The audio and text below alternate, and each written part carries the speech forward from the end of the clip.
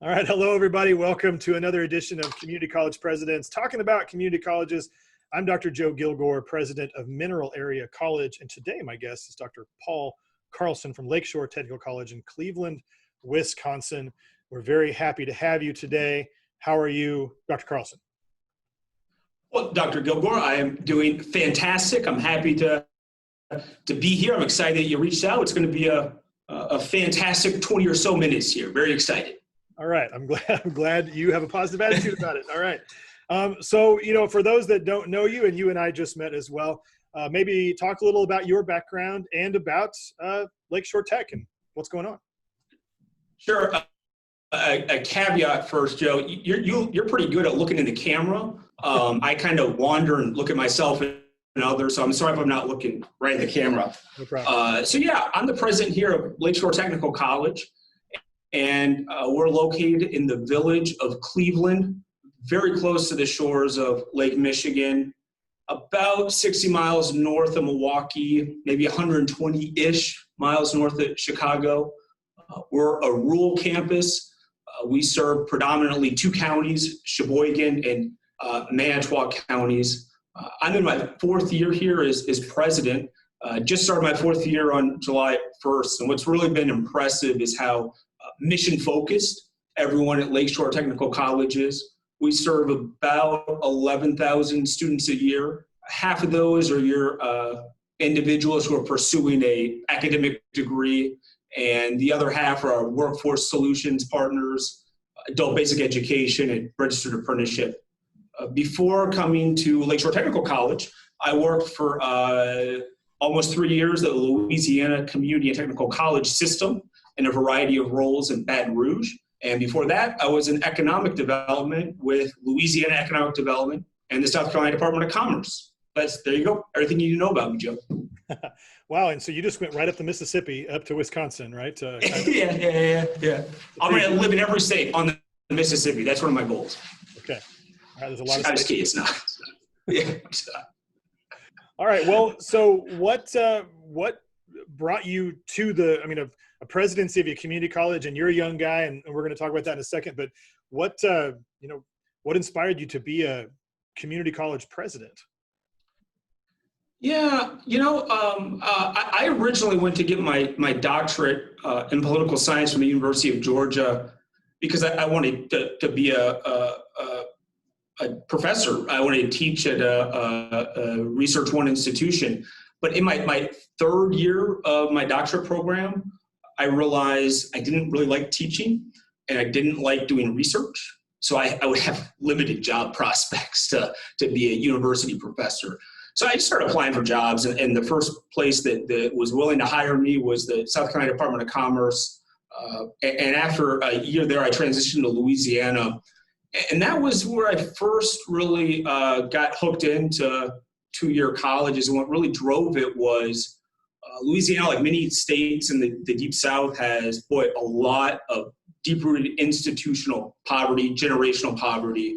And it was just, you look and you have 600,000 adults in Louisiana with a high school diploma or less is their highest level of educational attainment.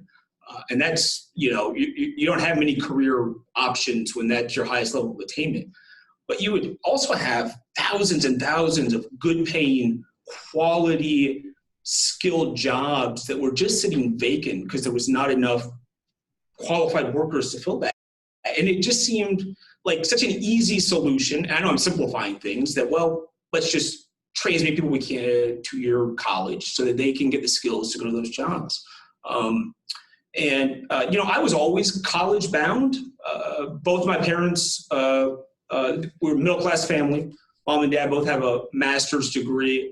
And it was never really a question of if I would go to college, but which college I would go to. I ultimately settled on Harvard. I was first in my class, very proud of that. No, I'm just kidding. I'm not. University of Colorado, I was like third from the bottom, Joe. Don't get too excited there. But in terms of the lottery of life, I was a winner being born to my parents. Through no skill or choice of my own, I was born to two parents who set me on a trajectory that led me right here. And the fact that I have that and others do not to me, it's just fundamentally unjust. And if you look at colleges like Mineral Area College or Lakeshore Technical College, we're that bridge for those folks who had all sorts of outcomes in a lot of real life. And that's what we're really proud of. You know, in terms of, there was really no single event, I think, that helped me realize I wanted to be a community college leader. There were a couple of people. So in Louisiana, I worked for the system president, Dr. Monty Sullivan.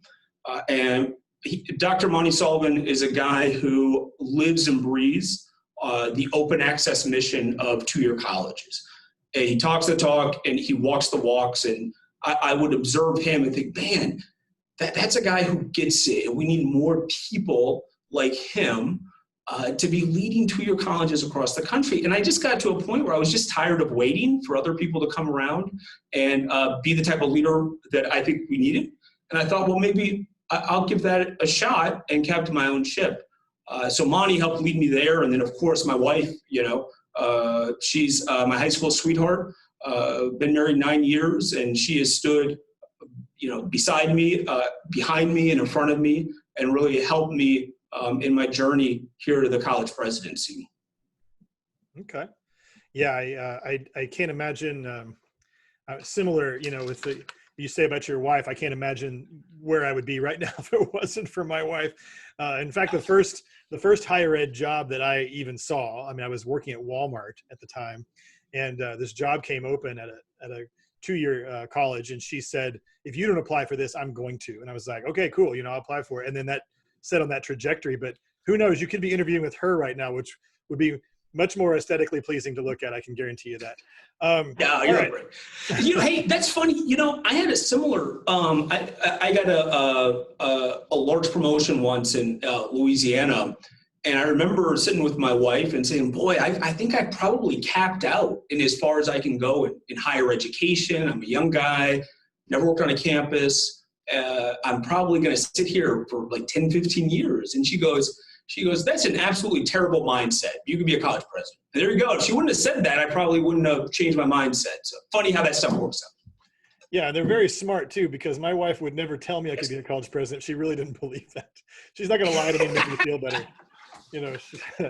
All right. Well, how I kind of stumbled upon you was really a chronicle in higher education article about young presidents. And I'm good friends with Larry Johnson, who was mentioned in that article. And as I kind of work my way through there at contacting you, but I'm curious to know, you are very young for a college president, as I am. We're told that all the time, I'm sure. I feel like I'm the right age, but whatever. But I'm just curious if you can talk about some of the challenges that maybe have come up with being your age in that kind of role. Yeah, that's a great question. And as I've been reflecting on it, I wonder if, okay, two challenges. The first one I think is a product of age. One was I came into my first executive meeting here on the campus with the leadership team I was to lead, and I was significantly younger than everybody at the table. Just significantly. And where that really was, for me, just intimidating was these were folks who had spent their career in higher education, a successful career in higher education. They had a long resume of accomplishments, of positive changes to the institution and to students. And I came in, I just felt like an imposter, that somebody was going to come over and say, oh, wait a minute, we figured it out that you've just been kind of goofing around and we're going to hire someone else. But that imposter syndrome was real. And I got over that, I think, just by learning how to be myself and not pretending to be someone I wasn't. Like when I first started, I would wear a tie and a jacket because I thought that's what college presidents do to make you look older than you are. I don't like wearing a tie and a jacket. It's just one of those things, where I was just being somebody I wasn't. So the imposter syndrome for me is something I still struggle with, frankly. But I'm working on that. My board's been great. I think some of the other challenges, though, I faced are maybe part of it's due to my age, but also I think broader is just being a new leader, right? I wonder if some of the mistakes I've made, any new leader would make, just by nature of going from manager to leader. I think of, times I've been a little too impulsive, times I've pushed a little too hard or asked the institution to meet me where I was at instead of me being the institution where it was at. But, I feel like I'm evolving as a leader. A lot of thanks to my board for supporting me in that journey. My board allows me to make mistakes and grow from them. I've got a fantastic leadership team here at the college who pulls me back when they need to, and they push me forward when they need to. But really, it also comes down to our faculty and staff here. We're all in this together, right? Before COVID-19, it's even more realistic now that we're all rowing in the same direction, and we're all vested in individual and collective success. And I owe a lot to them for helping me be the person I am today. So that's really good. It's great to support you need a great team to support you. And I agree. I think that, a non-scientific study of two guys who are of similar age, impulsiveness is there as well. I think that there's something to be said for taking a step back and looking at everything before jumping into some things. There's still some things you can do that with, but I find I'm in the exact same boat. Some of my team that have been around this campus for a long time, they'll say the same thing. They're like, well, let's think about this. And they're not saying stop or don't do it. It's just, let's make sure we're checking all the angles. And I've really, they're valuable to me in that way. Well, so in that article where I met you, it talks about playing video games with students. And I'm intrigued by this because for instance, Mario Kart specifically, because I play with my kids. So I'm just wondering about that experience, and also, how your Mario Kart game is right now, and if you get to play very often. Well, yeah, I don't get to play very often. I can harken back to the days where I could play Halo 3 for 9 hours a day with my buddies across the country, but those are no more. My Mario Kart game is pretty good because, like anything, if I want to do it, I want to do it very well, right? I want to invest the time, and I'll beat anyone who plays me. I beat anyone who plays me here, faculty, staff, students, anyone at Mineral Area College who would challenge me, I'd beat them. That I would. Very good. But that was that's my way to connect and that set up and play Mario Kart and have some snacks. And it was a way for me to feel comfortable, and it was a way for students to feel comfortable. And we're just a couple of people hanging out, after work, in between classes, just playing video games. It was very natural and an easy way for us to interface. And I didn't start doing that really until after about a year. What I was doing before was what my predecessor did. And what was comfortable for him was popcorn with the president, where you eat popcorn in the cafeteria with students. And it just I didn't feel natural doing that for whatever reason. And I could tell, the students could tell I didn't feel natural. Folks at the college could tell. So I said, you know what, I want to make this my own and something that's meaningful for both me and the students, where we can connect one-on-one. And so it's been fun. It's great. It's pretty cool, to think back. If I would have been told at my first job at the South Carolina Department of Commerce, one day I would have a job that allows me to play Mario Kart with students, that'd be, I'd say, no, that's crazy. So it's very cool. Well, and I love your confidence in your game, and just, very strong confidence there. I'm sure I couldn't beat you, but I don't know, I'd be up for the challenge. What is your console of choice though? In the picture, it looked like a Super Nintendo. I mean, what Mario Kart version do you feel like you're best at? Well, so, okay, the picture you're talking about was the SNES remaster. Now we've transitioned to the Nintendo Switch. So, all right, great. Well, that's the handheld Nintendo, if you're not familiar with the Switch. So, and the benefit there for me is I still play it sometimes. I can't play it a lot because we've got a 7-year-old and a 2.5-year-old. But my wife can be watching TV. It's handheld. I can play for 15 minutes, pause, and do something else. It works. Yeah, I think I found that getting a presidency, having this job, is really cut down on screen time, in recreational screen time anyway. Obviously I'm on a computer all the time, it feels like, but Yeah, it's really Yeah. hindered my development in video games. All right, well, let's talk a little bit about COVID-19. Obviously, when I first started doing these sessions with presidents, we were right in the heart of it. And it just started. I mean, well, I guess depends on your perspective. You may still be in the heart of it, of course. But where are you at now with that? What did your college do? What's your plan moving forward? What do you got there? Yeah, we've handled it. I would say best we can. Like probably every other college in the country, we had to totally pivot in the middle of the semester.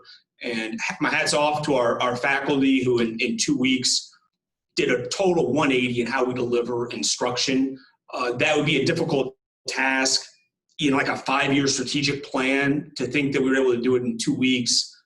Boy, that blows my mind. The skill set and the determination and the commitment to student success our faculty have, and that's going to be across all of 2-year colleges across the country. So we transitioned what we could online.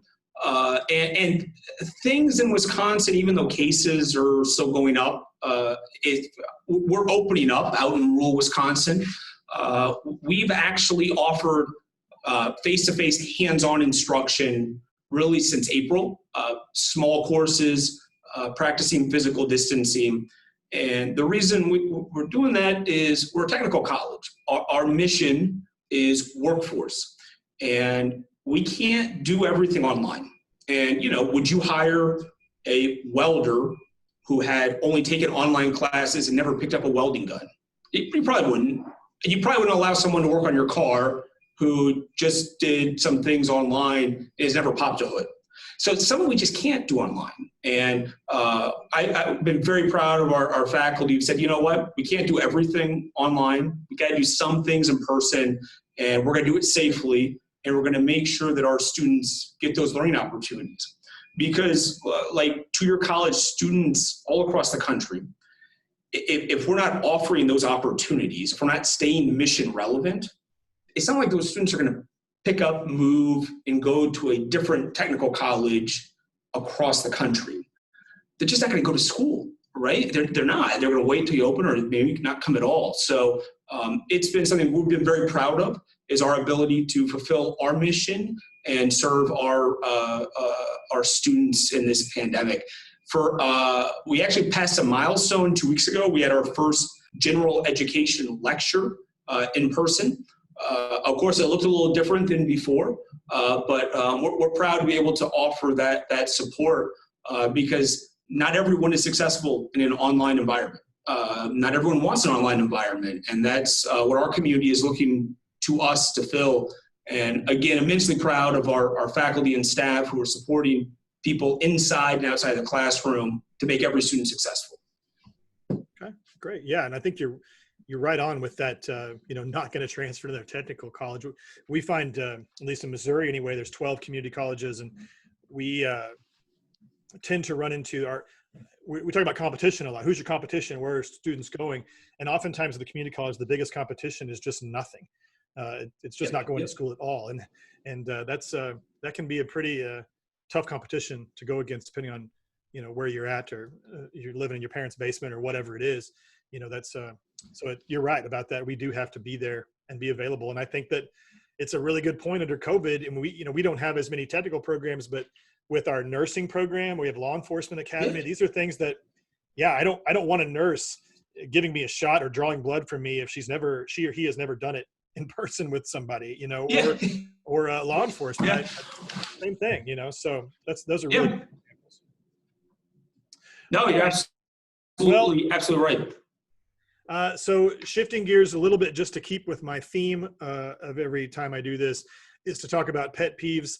I can tend to be a little cynical sometimes and let things get under my skin a little bit. They're usually very petty and not necessarily worth the time that I put into them. But I'm just curious if you have any higher education pet peeves that you would be really good at. We're in the same boat, and I wrote them down. So I'll just give you 3, and this is just the tip of the iceberg. But one is, I don't know if you've ever heard this, but I've heard it in other states across everywhere, and folks are well-meaning. but you'll hear this, college isn't for everyone. Some people should go to a 2-year college. Okay, so there's two reasons, at least two reasons why that irritates me. One, what is college? College today is much different than in the past. It's essentially any type of education or training post-secondary. And the reality is to be have meaningful, long-term, progressive employment in today's economy and the economy of the future, you need to have something in college. You just do. So it kind of is for everyone. Second, 2-year college. College is in the name. You can't say you can't go to college. You shouldn't go to college. Go to a 2-year college. We are college. It drives me nuts. And we're trying to do our best when we hear that to correct it politely, because no one's ever saying it maliciously. It's very well intended, but that gets under our skin. Another is when you'll hear for at least LTC, Lakeshore Technical College. The term non-traditional student drives me bonkers, in that our average student age is 28. Many are married, many have dependents, almost all of them are working, almost all of them full-time. And almost 80% of our students are part-time. So at some point, this idea of non-traditional, when it applies to your entire student body, they kind of just become your traditional student. And so I would hope, that we're careful of the language we use when we think of really what does a traditional community college student look like today than they did 30, 40 years ago. It might be very different. So that's just another one. But then the last one I'll touch on, to anyone who will listen, iPads and the college scorecard remain one of my biggest pet peeves.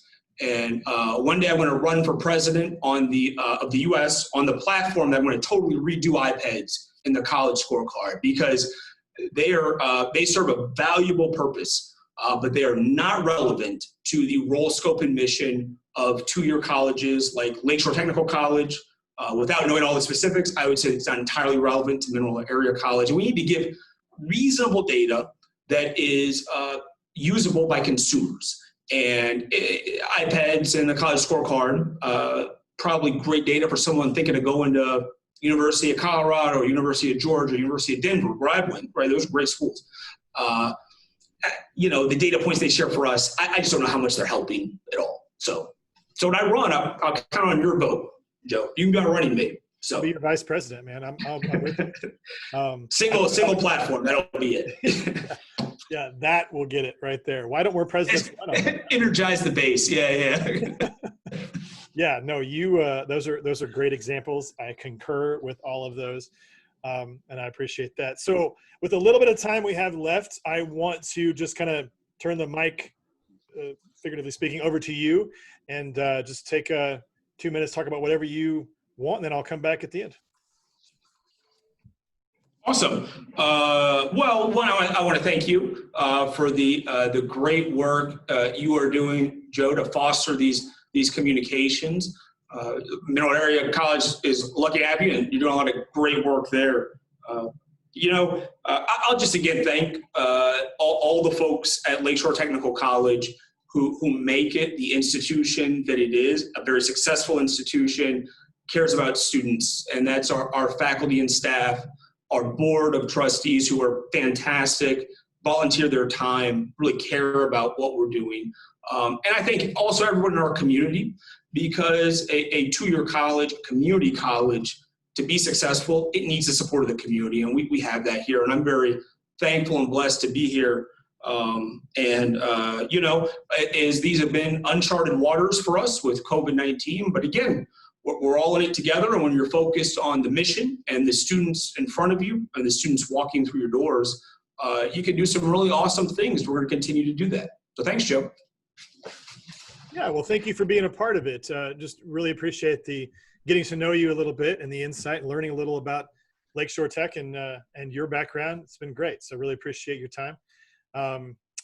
So I guess that's it. We'll have this out on some social media soon, and thanks for being a part of this. Awesome. Hey, thank you for tolerating. I'm very fidgety, so thank you for tolerating. Totally fine. Thank you. All right.